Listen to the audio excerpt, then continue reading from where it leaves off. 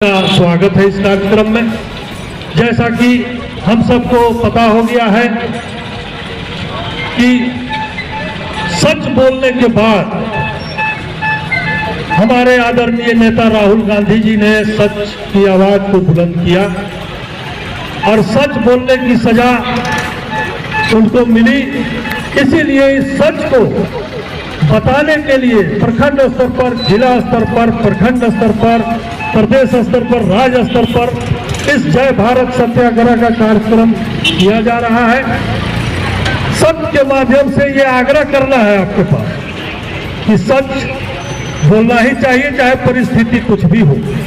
आज जो संवैधानिक संस्थाएं हैं उनको भी दरहम बरहम करने की कोशिश की जा रही है। मैं बताना चाहता हूं कि एक स्वच्छ राजनीति में पक्ष और विपक्ष दोनों की आवश्यकता होती है। इससे पहले भी आप इतिहास उठा के देखिए, कांग्रेस पार्टी की भी सरकार बनी और प्रचंड बहुमत से 400 प्लस सीट से भी सरकार इस भारतवर्ष में बनाई गई। उनके पीरियड में भी विपक्ष चाहे कम लोग थे, छोटी भूमिका थी, लेकिन मान सम्मान में कहीं कोई कमी नहीं रखा गया। आज अपेक्षा हम लोग भी करते हैं कि अगर आप 30% वोट लेके 300 प्लस सीट लेकर के आप देश में सत्ता संभाले हुए हैं, तो आपकी भी जवाबदेही बनती है कि विपक्ष की भी भूमिका को आपको स्वीकार करना पड़ेगा। और जिस दिन आप ये भूमिका को स्वीकार नहीं करते हैं, हमारे लोकतांत्रिक व्यवस्था में इससे बड़ा दुर्भाग्यपूर्ण बात नहीं हो सकता है। मैं हमेशा इस बात का पक्षधर रहा हूं कि व्यक्ति का विरोध किसी भी हालत में नहीं होना चाहिए।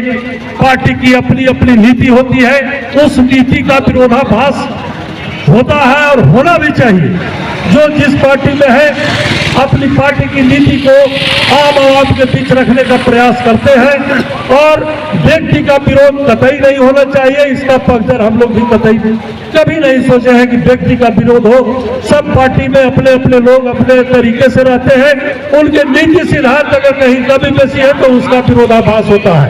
लेकिन आज तो व्यक्ति का विरोध होना शुरू हो गया। ये कैसा लोकतंत्र है?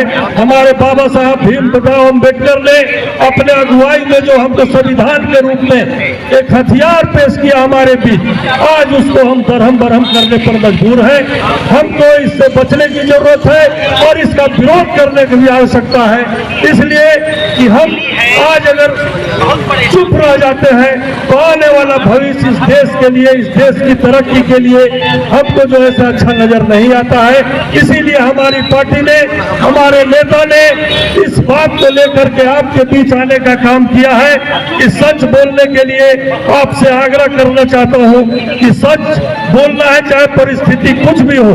आज आप जान रहे हैं कि एक मामला जो राहुल गांधी ने कर्नाटक में अपनी सभा में 4 साल पहले बोलने का काम किया, उसको लेकर के इतना हाय तौबा मचाया गया 4 साल बाद।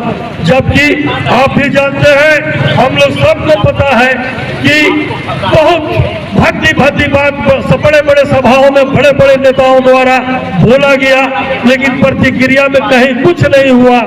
आज एक छोटी सी बात बोलने के एवज में 4 साल बाद ये कार्रवाई की गई और वो भी मैक्सिमम सजा मानहानि के लिए सीआरपीसी में जो धारा है उसमें मैक्सिमम 2 साल की सजा निर्धारित है। मिनिमम 1 दिन हो सकता है, 2 दिन हो सकता है, कुछ जुर्माना हो सकता है, 6 महीना हो सकता है।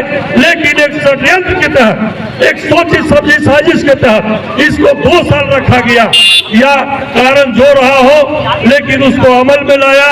राहुल गांधी 2 साल की सजा मिलने के बाद उनकी सदस्यता चली जाती है। और सबसे दुर्भाग्यपूर्ण बात है कि सजा के दूसरे दिन शाम को लोकसभा के स्पीकर द्वारा, जो लोकसभा सचिवालय है, वहां से एक चिट्ठी निर्गत किया जाता है कि आपकी सदस्यता खत्म हो गई है, आपको बंगला खाली करना होगा। आपको मैं बताना चाहता हूं कि बड़े बड़े कदावर नेता जो अभी सांसद लोकसभा में भी नहीं है, राज्यसभा में भी नहीं है, लेकिन उनके पास बंगला सरकारी है और उसमें वो रह रहे हैं। लेकिन ऐसी क्या आपदा पड़ी कि एक से दूसरा दिन हुआ और राहुल गांधी जी को नोटिस थमा दिया जाता है। आपको इतिहास पता होने की आवश्यकता है। जो पंडित जवाहरलाल नेहरू और उनके पिता मोतीलाल नेहरू का तीन मूर्ति भवन कौन नहीं जानता है भारतवर्ष में, जो उन्होंने देश के लिए दान किया। आज उनको आप एक बंगला खाली करने के लिए आप नोटिस थमाते हैं। उसके प्रतिक्रिया में बहुत सारे लोग चिट्ठी लिखने लगे कि आप आइए, आपका स्वागत है, आप मेरे घर में जो है रहिए। तो ऐसी जरूरत और नौबत क्यों आई? ये लोग बताना चाहते हैं कि राहुल गांधी एक बंगला के लिए मोहताज नहीं है। लेकिन अफसोस इस बात का है कि आपने जो फैसला लिया, आपने जो षड्यंत्र किया, ये इसका दुर्गामी परिणाम भविष्य में आने वाला अच्छा नहीं है। इस पर विचार करने की जरूरत है, हम सबको सोचने की जरूरत है। बाकी बहुत वक्त हमारे पास है, क्योंकि वक्त का जो है नजाकत है।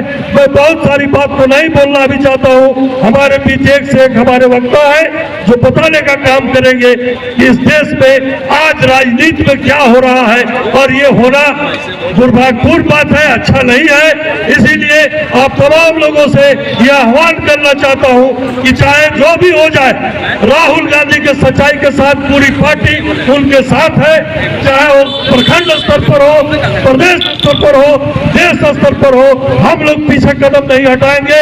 इंसाफ के लिए और जो हमारे देश के भगौड़ा हैं उनको हम बराबर पूछने का काम करेंगे। हमारे चौकीदार से, जो देश के चौकीदार हैं, अपने को बताते रहे हैं कि हम देश के चौकीदार हैं।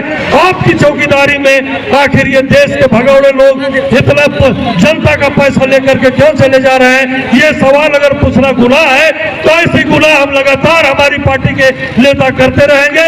आपको जो सोचना है, जो करना है, करते रहिए। मैं इन्हीं सब बातों को बता करके अपनी बारी को विराम देता हूँ। जय भारत, जय कांग्रेस।